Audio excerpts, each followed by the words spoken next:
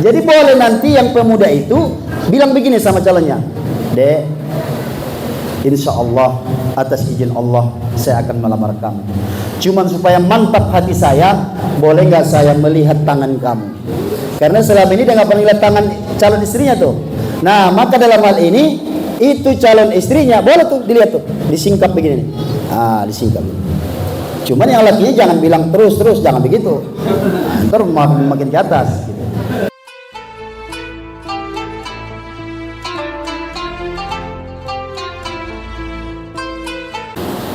Baik Bapak Ibu yang dimuliakan Allah Subhanahu wa taala. Yang pertama kan 5 peringatan Isra wal Mi'raj. Maka mau tidak mau kita harus berangkat dari ayat apa yang senantiasa kita baca. A'udzubillahi minasyaitonir rajim. Subhanalladzi asra bi'abdihi lailan minal masjidil haram ilal masjidil aqsa. Subhana, kalau kita lihat penjelasan mufassir, ini kita patut berhati-hati. Kalau kita lihat Al-Quran diawali dengan subhana, tabarak wa min ayatihi, hati-hati. Kenapa hati-hati? Karena setelah kalimat itu ada berita penting, berita besar yang akan Allah sampaikan kepada kita. Apalagi subhana, nggak banyak dalam Al-Quran diawali dengan subhana. Ada di surah Yasin, subhanalladzi khalaqal azwaja kullaha mimma tumbitul ard wa min anfusikum. Bahwa di situ Allah menjelaskan kepada kita, Allah menciptakan semua apa yang ada di dunia ini dengan berpasang-pasangan. Ada laki-laki, ada perempuan, ada langit, ada bumi, ada siang, ada malam, berpasang-pasangan. Sekaligus ini menunjukkan, menjelaskan kepada kita lewat ayat ini bahwa di dunia ini tidak ada yang sempurna.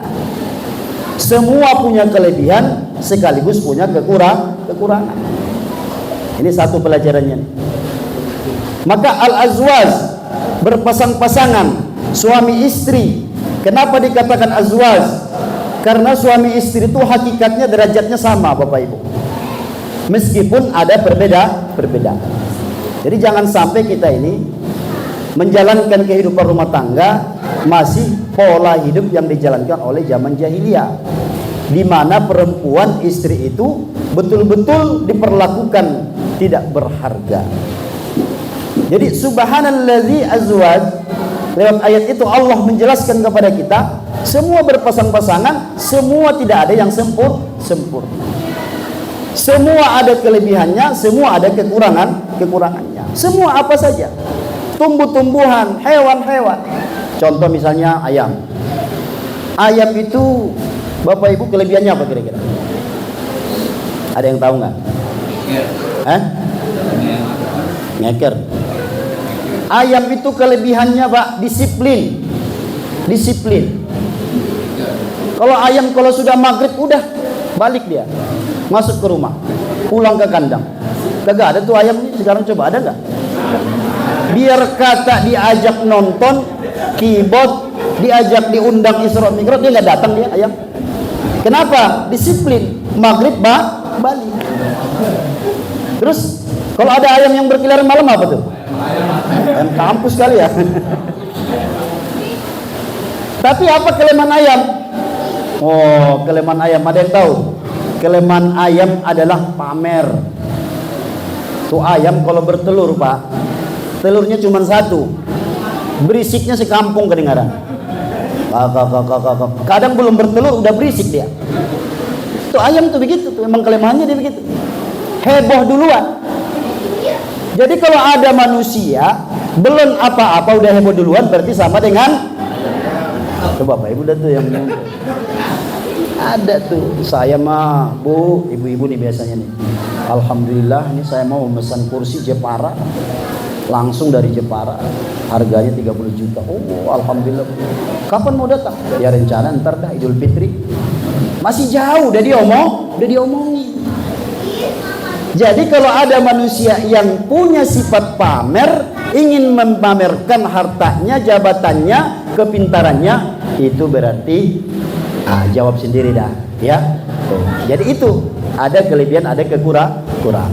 Apalagi anjing, Pak, itu kan kekurangannya banyak banget. Jorok, najis mukhallazah.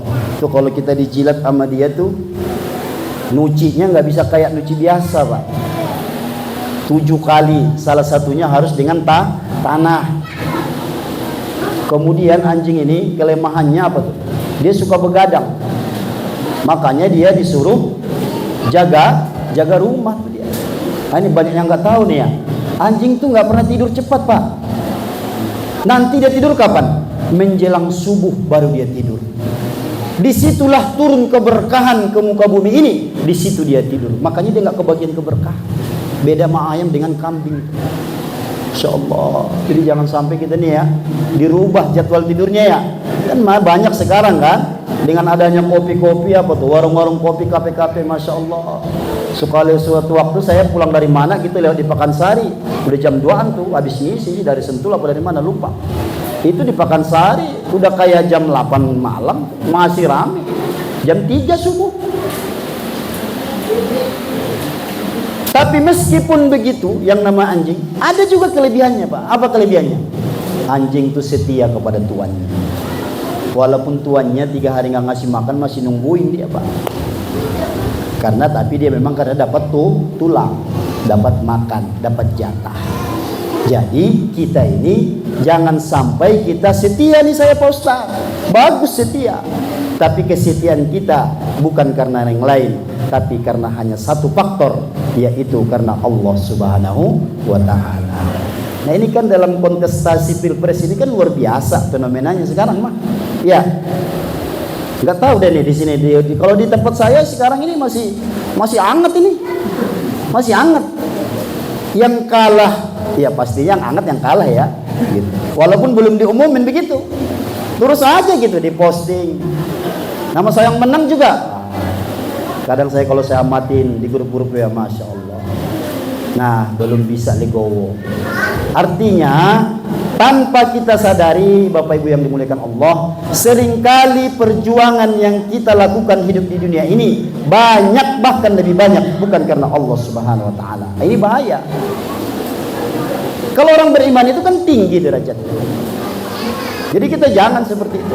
Makanya saya awali nih untuk menyampaikan, mengingatkan kepada kita dari beberapa sifat-sifat makhluk Allah yang lain.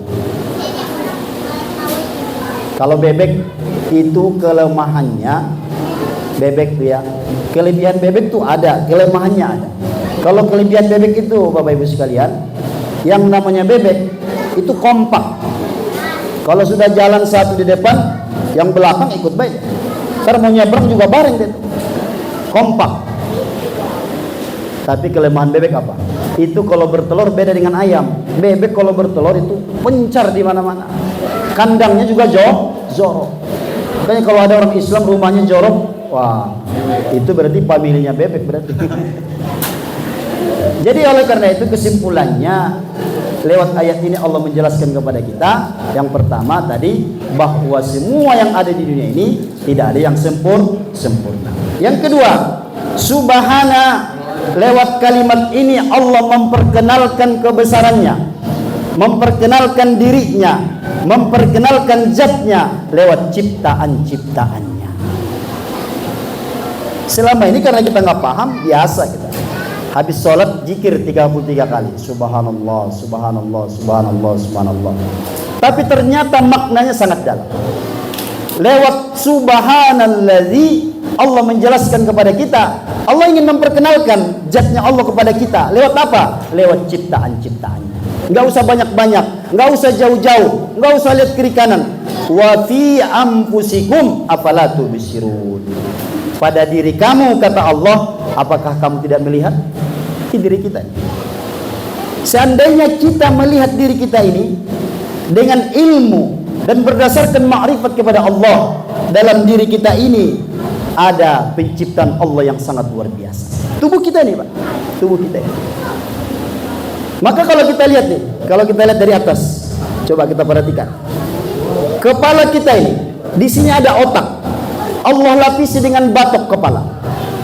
Kalau seandainya Allah nggak lapisi dengan batu kepala, isi yang di dalam ini Masya Allah, sangat rentan untuk kemudian hancur. Tidak hanya dilindungi dengan batu kepala, tapi juga Allah sempurnakan perlindungan itu dengan menumbuhkan rambut di atas kepala kita. Ini rambut bagus, rambut doang yang gondrong. Coba kalau bulu yang lain ikut gondrong. Tapi Allah begitu. Dan yang melihat ini adalah hamba-hambanya yang afala tubsirun, yang basar. Jadi dalam Islam itu bahasa Arab itu ada 3 melihat. Satu ro'a. Ro'a itu melihat juga artinya. Makanya kalau sebelum Ramadan nanti ada prosesi ru'yatul hilal, melihat hilal. Ro'a ini cuma melihat doang, sekelebat begini lihat. Nah itu ro'a. Yang kedua najor. Jadi kalau misalnya najor ini fungsinya manusia melihat begitu dengan berikut dengan pengamatan. Maka dalam prosesi khitbah itu nggak bisa ro'a. Maka yang dipakai nazar. Datang ke tempat calon istri kita orang tua mengantar anak kita sampai di sana, calon istrinya pun ditemani oleh mahramnya. Bisa 1 orang, bisa 2 orang. Nah di situ ada proses nazar. Nah kalau proses ini calon suaminya dia pakai ro'a, berantakan sudah. Kenapa berantakan? Ya sekelebat doang kalau cuma ro'a, ngelihat begini doang, nggak boleh. Kenapa? Harus nazar. Nazar itu melihat, menyaksikan dengan seksama, dipandang gitu. Maka dalam mazhab Syafi'i misalnya boleh nanti nih, ada nggak yang jomblo-jomblo di sini? Yang di dalam mah udah semua ini. Jadi boleh nanti yang pemuda itu bilang begini sama calonnya, Dek, insya Allah atas izin Allah saya akan melamar kamu. Cuman supaya mantap hati saya, boleh nggak saya melihat tangan kamu? Karena selama ini dia nggak pernah lihat tangan calon istrinya tuh. Nah maka dalam hal ini itu calon istrinya boleh tuh dilihat tuh, disingkap begini. Disingkap. Cuman yang lakinya jangan bilang terus jangan begitu. Ntar makin ke atas. Jadi supaya apa? Betul-betul diperhatikan. Itu 2. Yang ketiga basor. Nah Allah lewat ayat tadi nyuruhnya sama kita jangan dengan ro'a, jangan dengan nazar, tapi dengan apa? Basor. Apa bedanya? Basor itu melihat sekaligus memikirkan. Kita ini kalau misalnya kita nggak basor, ntar nih kan malam nih, besok pagi lagi, besok malam lagi, lewat begitu saja. Nggak ada yang berarti. Kita nggak bisa melihat kebesaran Allah di situ. Padahal kata Allah tadi, wa fi anfusikum afala tubsirun. Nggak usah ngelihat alam semesta yang begitu dahsyat.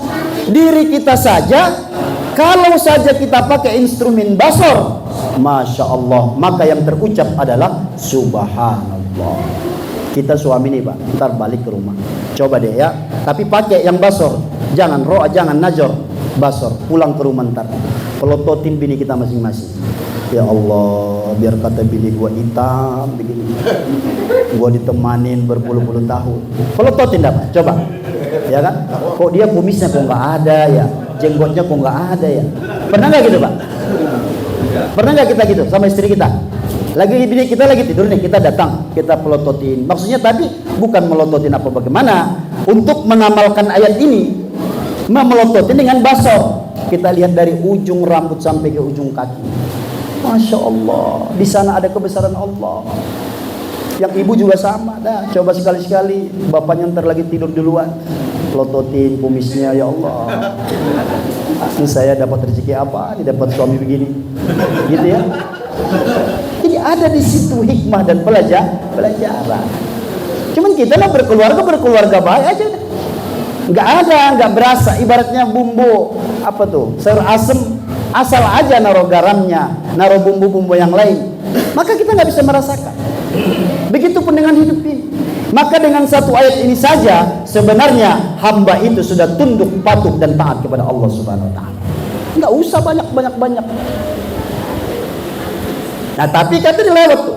Makanya kata Allah dalam surah Al-A'raf itu, orang-orang yang Allah berikan a'yun, lahum a'yunun la yubsiruna biha, mereka diberikan mata, tapi mata itu tidak pernah dipergunakan dengan basor. Hati-hati Bapak Ibu. tantangannya berat. Allah menyediakan Jahannam. Jahannam itu kan neraka yang paling bawah. Kenapa begitu? Yang diancam masuk neraka Jahannam bukan orang yang nggak sholat, bukan orang yang nggak puasa, bukan orang yang kemudian mencuri, yang korupsi, tidak. Di ayat itu Allah ancam yang akan menghuni neraka Jahannam adalah mereka yang diberikan mata tapi tidak basor, diberikan telinga tapi tidak kemudian yasma, diberikan hati fala khatara ala qalbi basar, tidak memikirkan. Jadi oleh karena itu, yang pertama tadi udah kita dapatkan pelajaran. Yang kedua, lewat subhanalladzi kita mendapatkan ternyata kalau kita perhatikan nih, tubuh kita ini saja menjadikan kita tunduk dan patuh kepada Allah Subhanahu wa taala. Jadi kalau nanti kita di pinggir jalan juga ya, kalau kita udah ngaji seperti ini nih, udah nggak ada lagi kata-kata yang keluar kecuali subhanallah. Lihat orang perempuan jelek, macam-macam bentuknya manusia kan, udah nggak ada pikiran, nggak ada komentar yang lain kecuali subhanallah. Maha suci Allah. Maka subhana itu adalah pada dasarnya kita membersihkan dari Allah dari segala kekurangan. Ya, subhanalladzi asra bi'abadihi. Kalau hari ini seluruh perkataan kita, perbuatan kita, ucapan kita, cita-cita kita sesuai dengan maunya Allah, berarti kita menjadi hambanya Allah.